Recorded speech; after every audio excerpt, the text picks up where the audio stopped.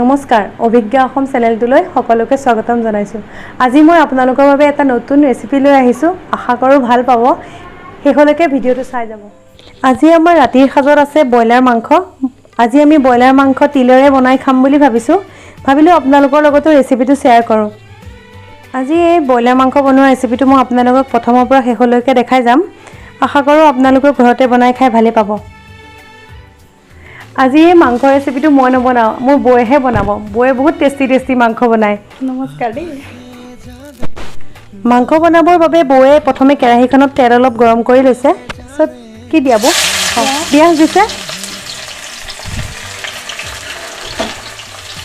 পিঁয়াজখিনি ভালকৈ ভাজি ল'ব লাগিব দেই। অলপমান ৰঙচুৱা হোৱালৈকে পিঁয়াজখিনি ভাজি লৈছে। ভালকৈ পিঁয়াজখিনি ৰঙা হোৱাৰ পিছত বৌয়ে কি দিয়া তেজপাত আৰু জলকীয়া, শুকান জলকীয়া দিছে। এতিয়া অকণমান আদা নহৰু পেষ্ট।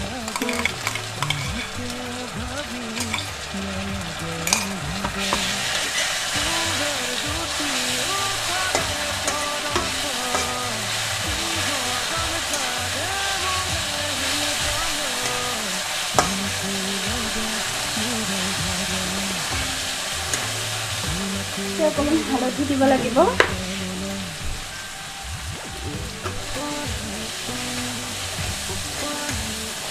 হালধি দিলা ন? 2 মিনিট ভাজি হোৱাৰ পিছত বৌয়ে এতিয়া ইয়াত দিয়া জিৰা দিছা ন? জিৰা দিছোঁ, জিৰা গুড়া। এতিয়া আমি মাংসকণ দি দিম।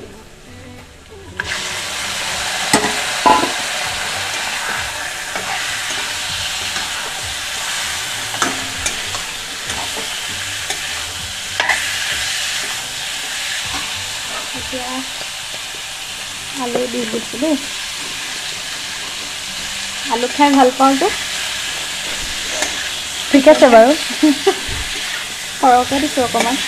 বিলাহীও দিবা নেকি? বিলাহী দিব লাগিব। কালাৰটো তেতিয়াহে ধুনীয়া হ'ব আৰু খাবলৈ টেষ্ট হ'ব। গোন্ধটো ভালে আহিছে বাৰু। অলপমান ভাজি খাবলৈ ভালে লাগিব। 5 মিনিটমান ভাজি লোৱাৰ পাছত ভালকৈ অকণ মাংসখিনি ফুটা নিচিনা হ'ব। তেতিয়া আমি অলপমান বিলাহী দি দিছোঁ, কাটি থোৱা বিলাহী এটা। ইয়াৰ পাছত এতিয়া আমি তিলকণো দি দিম। বগা তিলো পায় বাৰু। বগা তিলটো বনাবলৈ ভালে খাবলৈ। এইটো তাৰমানে ক'লা তিল যে, সেইকাৰণে কালাৰটো অকণ সলনি হৈ যায়গৈ। তিলখিনি তুমি অকণমান ভাজি লৈ গুড়ি কৰিছা ন? ভাজি লৈ পেলাই মিক্সিত গুড়া কৰিছোঁ। বগা তিলো আছে, বজাৰত পায় কিনিবলৈ।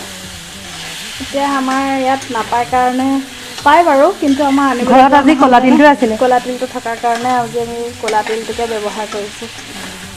ইয়াৰ পাছত এতিয়া মিট মছলা দি দিছোঁ।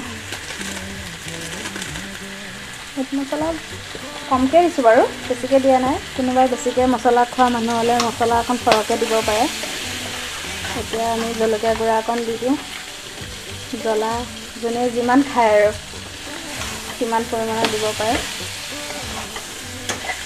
আমি অলপ জ্বলা বেছিকৈ খাওঁ।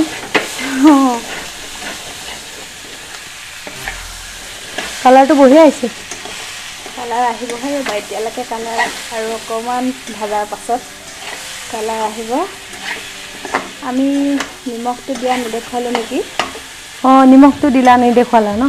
দেখুৱাবলৈ নহ'ল। 5 মিনিট মাংসখিনি ভাজি লোৱাৰ পিছত 2টা কেঁচা জলকীয়া আমি দি দিম।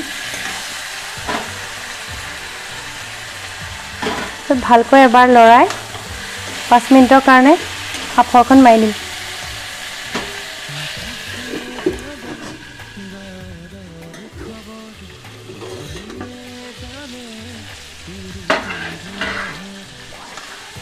এতিয়া আমি ঢাকনিখন দাঙি পেলাই গেছটো কিন্তু ল' ফ্লেমত দিছা ন?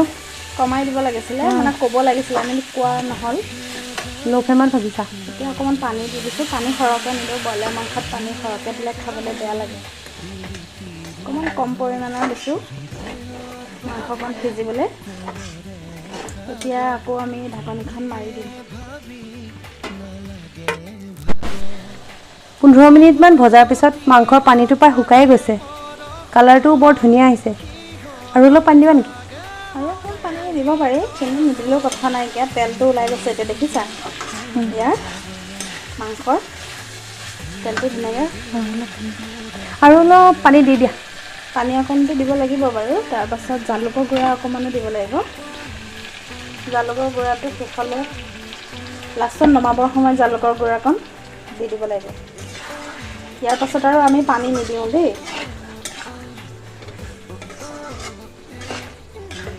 এতিয়া গেছটো অকণমান বঢ়াই দিওঁ। মাংস সিজিয়ে গৈছে, খাব পৰা হৈ গৈছে মাংস।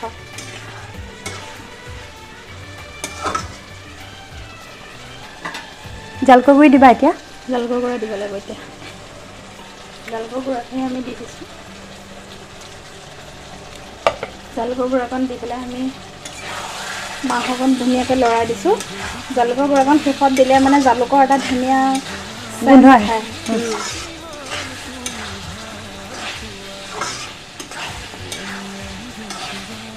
এয়া মাংস হৈয়ে গৈছে। টেষ্ট কৰি চাবলৈ লাগিব কি হৈছে। ভালেই হ'ব বাৰু, গোন্ধ ভালে আহিছে। ব্ৰইলাৰ মাংস এনেও পটককৈ সিজে। বৌয়ে মোক মাংস অকণ টেষ্ট কৰিবলৈ দিছে, খাই চাওঁ কেনেকুৱা হৈছে।